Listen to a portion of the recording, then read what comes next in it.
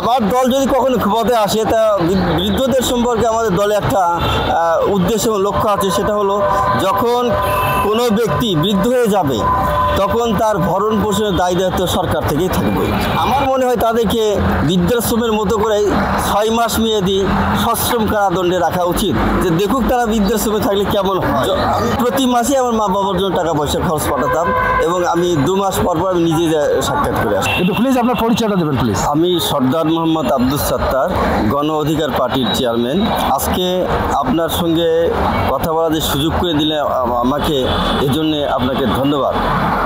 আমাকে যে প্রশ্নটা করেছেন, এই প্রশ্নের জবাব এত কঠিন জবাব যে জবাবটা ভাষা খুঁজে পাওয়াটাও খুব কঠিন। তারপরে আমি বলবো, যদি মাই না থাকতো তাহলে আমারই তো কোনো অস্তিত্ব নাই। বাবা যদি না থাকতো তাহলে আমার অস্তিত্ব নাই। যাদের জন্য এই পৃথিবীতে আমার অস্তিত্ব, যাদের জন্য এই পৃথিবীতে আমি আজকে দেখতে পাচ্ছি, ঘুরতে পারছি, আমার প্রভাব প্রতিপত্তি বিস্তার করতে পারছি, তাদেরকে যদি আমি অসম্মান করি তাহলে আমাকে তো মানুষ বলা যায় না। অনেকেই বলে যে মানুষ হিসাবে কলঙ্কিত মানুষ। আমি বলবো কলঙ্কিত মানুষও নয়, আমরা পশুর চেয়েও অধম জাতি।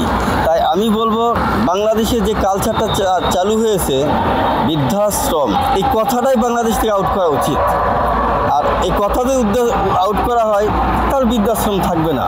আর বৃদ্ধাশ্রম যদি থাকে তাহলে আমার কারণে আমার মা বাবা যে কষ্ট পাচ্ছে সেটা আমার শিশুরা সন্তানেরা দেখছে, তারা আবার আমাকেও একই অবস্থায় দিবে, তারপরে আমার ছেলে তাদেরকে তার ছেলেরা দিবে। এবার আস্তে আস্তে মা বাবার কষ্ট এবং অত্যাচার, অন্যায় যেটা হচ্ছে, এটা দিন দিন বৃদ্ধি পাবে। যেমন সব কিছুই পৃথিবীর আপডেট হচ্ছে।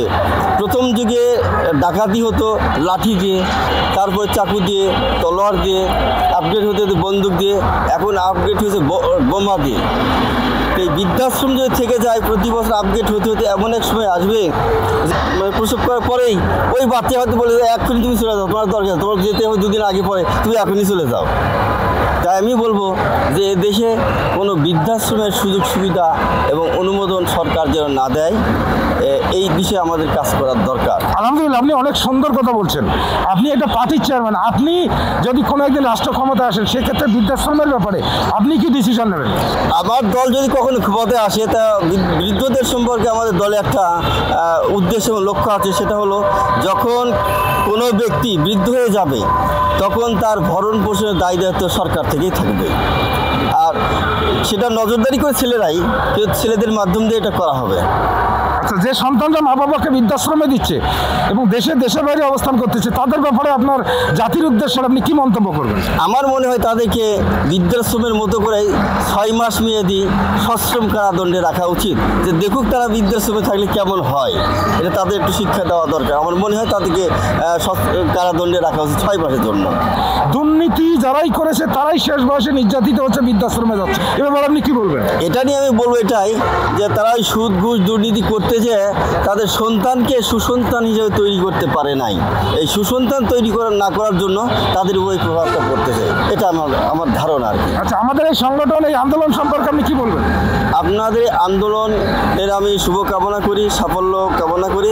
এই আন্দোলনকে চলমান রাখতেই হবে, এটা না রাখলে আমাদের ভবিষ্যতেও বিপদ আছে। আচ্ছা, আপনার কি মা বাবা বেঁচে আছে? আমার মা বাবা দুজনেই ইন্তেকাল করে। আপনি আপনার মা বাবার ব্যাপারে কেমন যত্নশীল ছিলেন? আমি প্রতি মাসে আমার মা বাবার জন্য টাকা পয়সা খরচ পাঠাতাম এবং আমি 2 মাস পর পর আমি নিজে সাক্ষাৎ করে আসি। আলহামদুলিল্লাহ, আমাদের একটা ডায়লগ আছে, আপনি আপনার মা বাবার জন্য যতটুকু করবেন, আপনার সন্তান আপনার জন্য ঠিক ততটুকুই করবে। কতটুকু সত্য বলে মনে হয় আপনার? আমি মনে হয় তার চেয়ে বেশি করে সন্তান, এই জন্যে যে বাবার কাছ থেকে আমি শিক্ষা নিচ্ছি, আমার এই ত্রুটির জন্য আমি তাদের কাছে প্রিয় হতে পারি নাই। তাহলে এই ত্রুটি যেন আমার সন্তানেরা না করে, আমাকে সেইভাবে তাদেরকে মানুষ করতে হবে, সেইভাবে শিক্ষা দিতে হবে, তাহলে আমাদের সেটা থাকবে না। তবে মা বাবার প্রতি অন্যায় অত্যাচার যারা করেছে তাদের ভবিষ্যৎ কখনোই ভালো হয় নাই, তাদের ভবিষ্যৎ সবসময় অন্ধকার। শিক্ষিত লোকরাই বৃদ্ধাশ্রম দেওয়ার জন্য উদ্বুদ্ধ হচ্ছে, এটাকে আপনি কিভাবে দেখেন? এটা তো শিক্ষিত নয়, এটা তো সার্টিফিকেটধারী কখনো শিক্ষিত হতে পারে? শিক্ষিত আল্লাহ রাসূল কি সার্টিফিকেট ছিল তার? না। তার চেয়ে বড় শিক্ষিত কেউ ছিল পৃথিবীতে? না। তার মানে শিক্ষিত হতে গেলে সার্টিফিকেট লাগে না। এই সার্টিফিকেট শিক্ষিত কেউ শিক্ষিত বলতে পারে, কিন্তু আমার দল এদেরকে শিক্ষিত বলে স্বীকৃতি দেয় না। আমার দল শিক্ষিত তাকে ফাঁকি দেয়, যার মেধা আছে, জ্ঞান আছে, যার জ্ঞানের প্রভাবে দেশ জাতি সব শান্তি পায় বা ভালো কিছু পায়, সেটাকে আমরা শিক্ষিত। আচ্ছা, আপনার দলের মধ্যে এমন কোনো কর্মী যদি মা বাবার ব্যাপারে অযত্নশীল হয় এবং এরকম মেসেজ আপনার কাছে আসে, আপনি তখন কি পদক্ষেপ নেবেন? সে আমার দল থেকে বহিষ্কার হয়ে যাবে, সঙ্গে সঙ্গে বহিষ্কার হয়ে যাবে। এবং এটা কি সব দলের হওয়া উচিত কিনা? সব দলেরই হওয়া উচিত এবং এটা আমাদের চলমান রাখা উচিত। আপনি যে উদ্যোগ নিয়েছেন, এই উদ্যোগকে আমি স্বাগত জানাই। এটা আপনার না, এই কাজ আমাদেরও করা উচিত, যেহেতু আমরা সামাজিক নেতা হিসেবে পরিচিত, এই কাজটা কিন্তু আমাদের। কিন্তু আপনি যেহেতু উদ্যোগ নিয়েছেন, আপনি আমাদের চোখ খুলে দিয়েছেন। আমরাও চেষ্টা করব আমাদের সদস্যদের দিয়ে মাঝে মাঝে ক্যাম্পেইন করার রাস্তার মধ্যে। জি, আলহামদুলিল্লাহ। প্রিয় দর্শক শ্রোতা, দেশে এবং প্রবাসে যে যেখান থেকে আমাদের এই ভিডিওটা দেখছেন, আমরা লাকিলি আজকে গণ অধিকার পার্টির চেয়ারম্যান সাহেবের কাছে আমরা ওনার সাক্ষাৎ পেয়ে গেছি। সৌভাগ্য মনে করতেছি আজকের এই সময়টা ঢাকা প্রেস ক্লাব থেকে বলছি। ওনার আলোচনা আমাদেরকে মুগ্ধ করেছে এবং উনি ওনার প্রতিটা পদক্ষেপেই প্রতিশ্রুতি দিয়েছে। যারাই মা বাবাকে অসম্মান করবে তারা আমাদের বন্ধু হতে পারে না, তারা আমাদের দলে থাকতে পারে না, তারা এই রাষ্ট্রের নাগরিক হতে পারে না, তারা এই দেশেও সুনাগরিক হিসেবে বাস করতে পারে না। প্রতিটা পদক্ষেপে উনি আমাদেরকে এই প্রতিশ্রুতি দিলেন।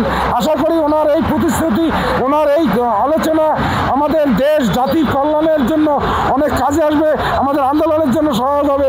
এই আশাবাদ ব্যক্ত রেখে বিদায় নিলাম। আসসালামু আলাইকুম ওয়া রাহমাতুল্লাহ।